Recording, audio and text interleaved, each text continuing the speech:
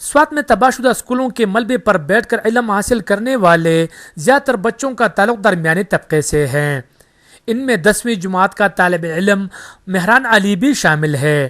مہران علی کے دل میں اپنے اسکول کو ایک بار پھر آباد دیکھنے کی حسرت ہے۔ امیر لوگوں کے بچے تو نجی اسکولوں میں جاتے ہیں، لیکن تعلیم ہمارا تباہ ہے، تعلیم ہمارا خراب ہو رہا ہے۔ اسکول کی آبادکاری کا خواب صرف مہران علی نہیں، اس کے اساتذہ کا بھی خواب ہے۔ تعلیمی سال ضائع ہو رہا ہے۔ بوائے اسکول ہے، ہمارے ساتھ بہت تعداد ہے، یہ منگورہ کا نمبر 1 اسکول ہے۔ حکومت سے ہم اپیل کرتے ہیں کہ جلد از جلد ہمارے لیے بلڈنگ کا انتظام کرے۔ صوبائی حکومت کے مطابق 1 ارب روپے کے گرانٹ اسکولوں کی آبادکاری کے لیے جاری ہو چکی ہے۔ ہماری حکومت کی طرف سے 1 ارب روپے ہم اس کے لیے ریلیز کر چکے ہیں۔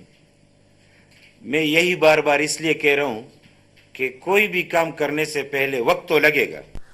ضلع سوات میں گزرے 1 سال کے شورش میں انسانی جانی نقصان کے ساتھ ساتھ لگ بھگ 150 اسکول تباہ ہوئے، جن میں لڑکیوں کے 95 اور لڑکوں کے 51 اسکول شامل ہے، جبکہ 39 اسکولوں کو جزوی نقصان پہنچا ہے۔